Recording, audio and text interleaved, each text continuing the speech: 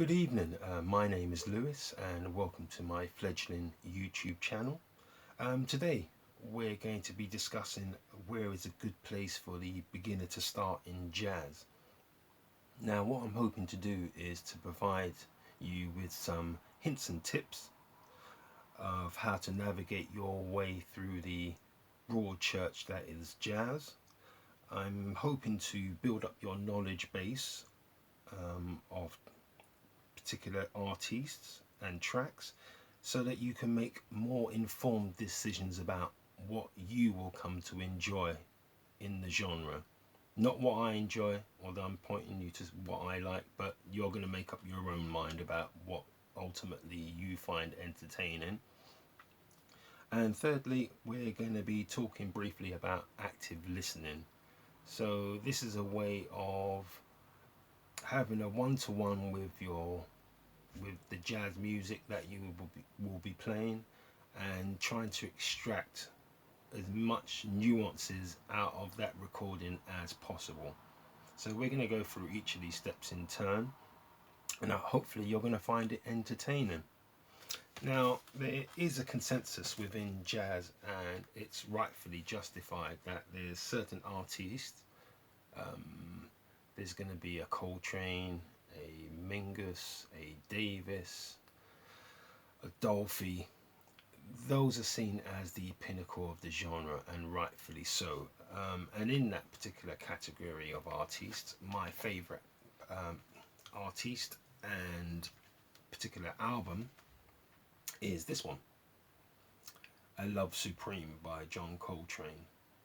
So I would agree with the consensus that not only is this a great jazz album, for me personally, as somebody who really likes saxophone, and that's what drew me into jazz initially, I think this is the greatest, not only jazz album, but music album, full stop. I would go that far. It's superb, but it does take quite a bit of effort to get your head around the nuances. So what we're going to be discussing is how we can discover and understand these nuances. But what I would say is I wouldn't start there as a jazz beginner. It's all very well for you to purchase these items and have them on your shelves ready to go at any given time, but I wouldn't start my appreciation of jazz with that particular album or that level of jazz artiste.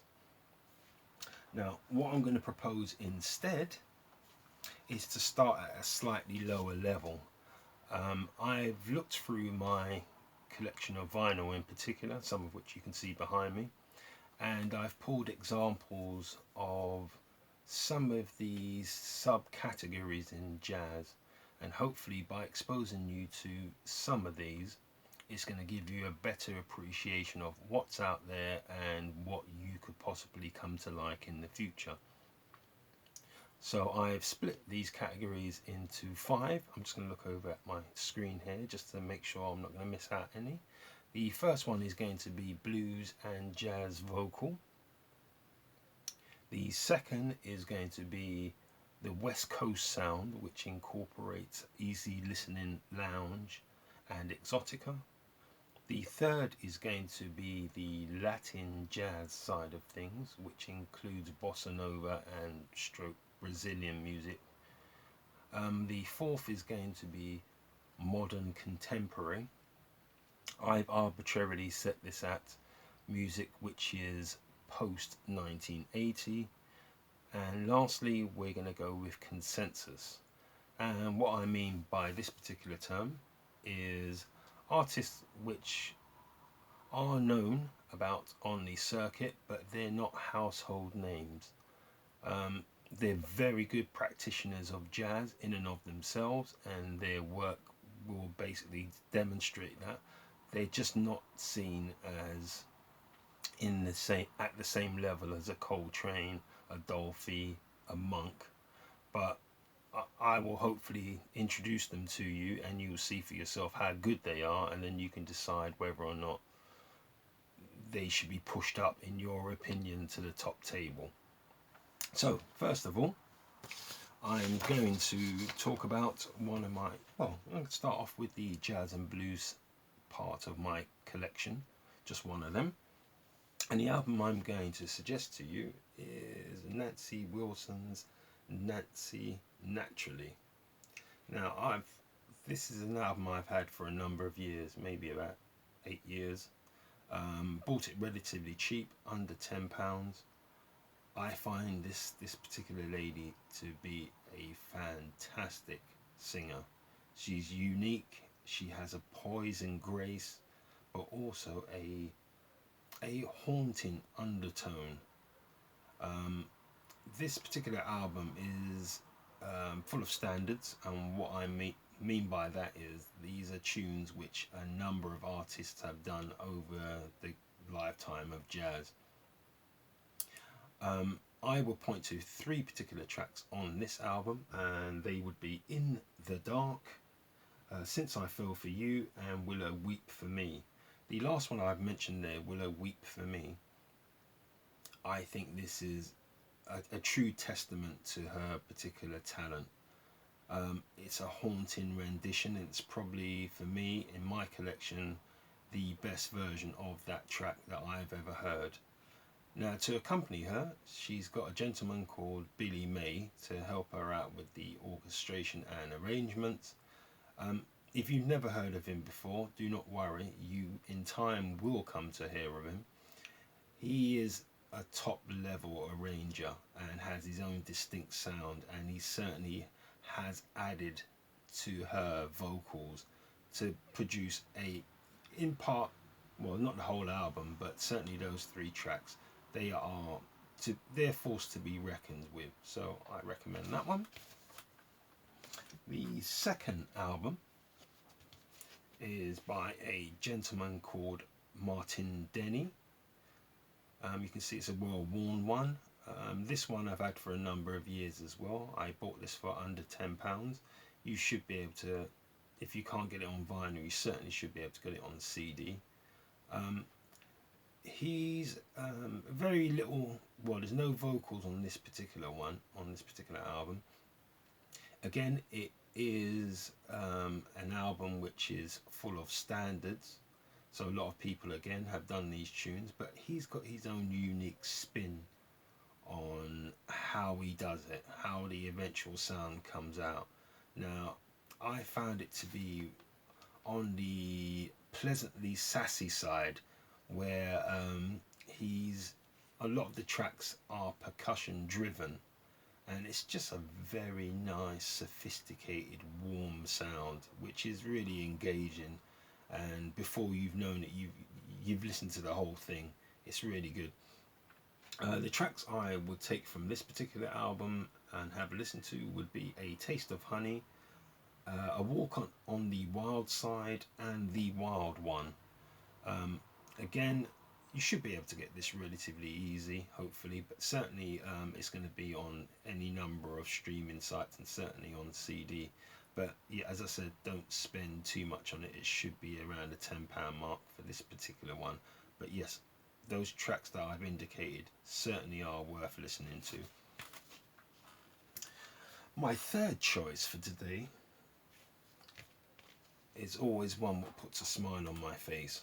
So this is the Bossa Tres album, self-titled album, a Brazilian three-piece. Unlike the first two that I've indicated, this is a much more stripped down and personal affair. It's almost as if you're the only one in a small club and you're within 10 feet of them playing. This for me is, when I bought it a number of years ago, which is probably about 3 or 4 years ago, it was a great time for me to buy it. The timing couldn't have been better. I was getting into Bossa Nova sound, and this became one of my standard bearers. So from the point in which I bought it to the present, I've used this as a measurement in the Bossa Nova Brazilian jazz fair to measure everything else that I've purchased in that particular subgenre. So yeah, a fantastic album. around the £16 mark, if I remember rightly, when I originally purchased it. Now, I don't speak a word of Portuguese, but I'm going to attempt the best I can to pronounce the title, well, the tracks that I think are of merit on this particular album. So I will go for Chi e Mar, Sol e Chuva, and Celiao. Zeliao, I think how you pronounce it. So do forgive me for my bad pronunciation. Um, Again, great stuff. It's just so intimate. It's a tour de force, in my opinion. Um, Give it a good listen to. You may discover that the Brazilian sound is the aspect of jazz that you will come to like and enjoy. But I'd certainly use this as a benchmark, which I would judge anything else by in that particular genre. So a great album there. My fourth choice is a modern album, and it's not problematic, but I have a certain bias towards older material. So, this album by a Matthew Halsall is something that I'm still pondering over. It's it's a well constructed album. The musicians are first rate. There's no doubts about that. But it has a distinctly modern sound, and it's something that I'm still getting used to. Now, part of my bias is if it hasn't been around for about 30 years, then for me it hasn't earned its stripes. But that's an unfair point on this particular album. This is very good. The band is tight. Matthew on trumpet he's really good. And he's had probably 4 or 5 albums by now. This is the only one I have of his.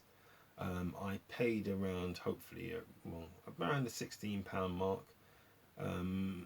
If it was a £20 album, I probably wouldn't have had it as of yet. But I think it was around the 16, and I think it's worth it at that particular price range. The tracks that I would recommend from this particular album are Cherry Blossom, Mary, Emma and Louise, and The Sun in September. Give this one a go if you find some of the older jazz not to be of your taste at this moment in time. This might fit the bill. And part of your journey in jazz will be recognizing that at some points you either don't like a particular album or artist for a particular reason, and then you find 8-10 years down the line that I've learnt enough in the meanwhile to now appreciate what I'm hearing. So I'm glad I got this album at this stage, but easily I could have passed this up and bought it 10 years later for 5 times the price and said, okay, fair dues. I should have bought it at the time, but I have it at this moment in time. I'm happy with it. They're a really good outfit. They're tight.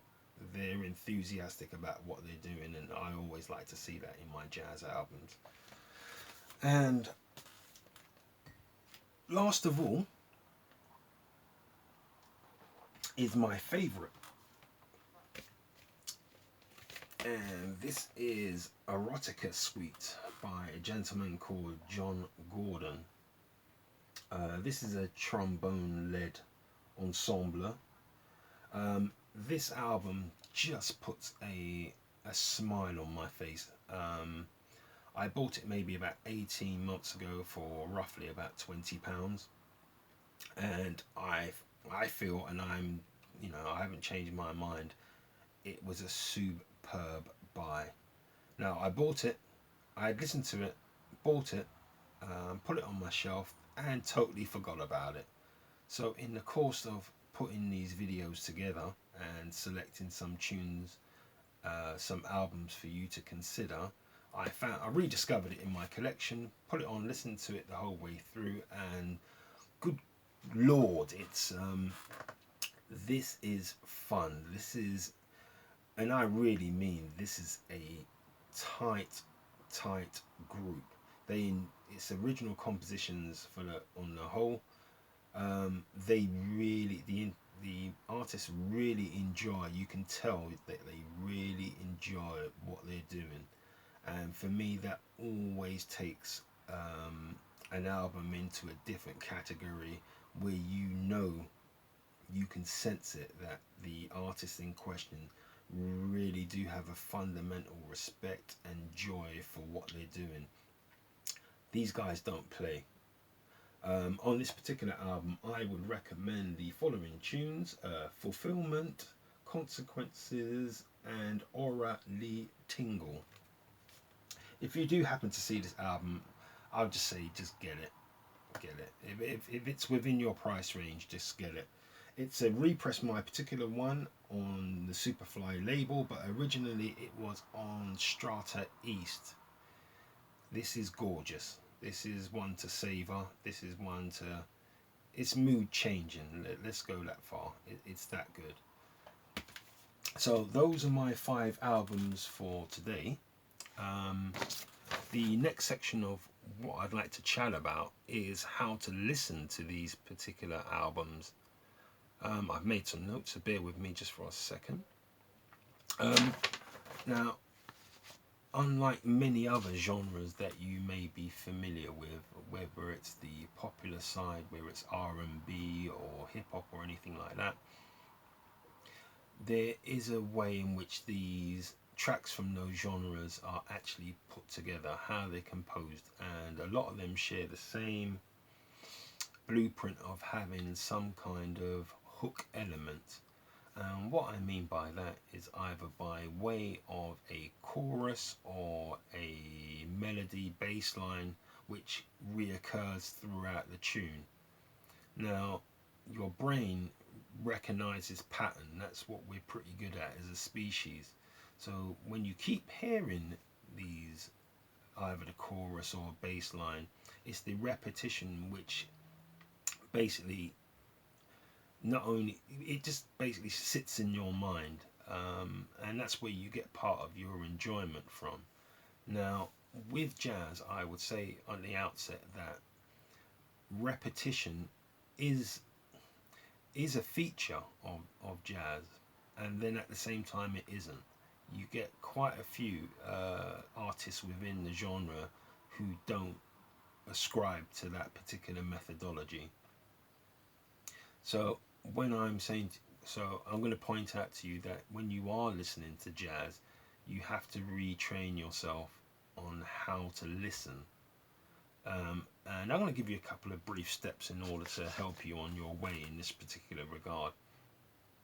Now, I would say with any jazz interactions, try and listen to the tracks themselves in a quieter, in a as quieter environment as you possibly can.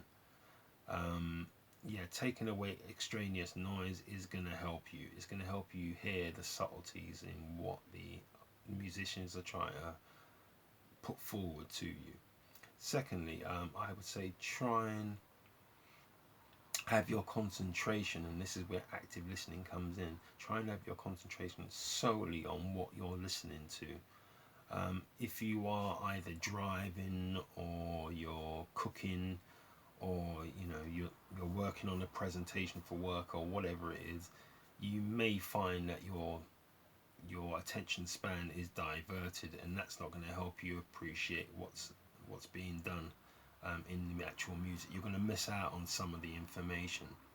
Further, I would say to you, and this is quite an important one, is to have a look how many artists and individual instruments are being played on any particular track.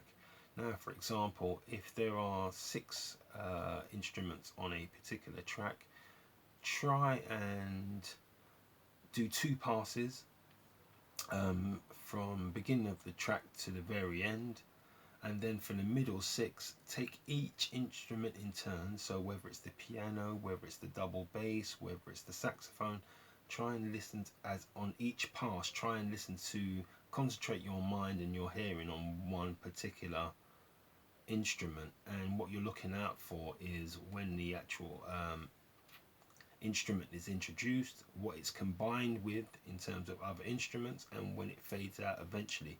And try and do that with each individual instrument in turn. That's going to build up a picture in your mind of what's the intention, what are they trying to do here. And last of all, with the last 2 passes, again, just listen to them from front to back. That's going to give you a better appreciation of what I found is it's going to give you a better appreciation of what the intention of the artist is, in the musicians, the producer. It's going to give you a much better picture of what's going on. So for the moment, that's what we're going to talk about, and you're going to discover for yourself if it's going to work for you. Now, yeah, I've taken up enough of your time, and I've enjoyed myself putting forward some of my musings on the subject, and I do hope they were useful to you. If you have enjoyed the content so far, please consider subscribing, liking and sharing, and feel free to make comments below. I'd appreciate any observations that you may have, and I hope to see you for the next episode, which will go further into my collection and my thoughts on particular albums, and I hope to see you there. Thank you very much for your time. Bye bye.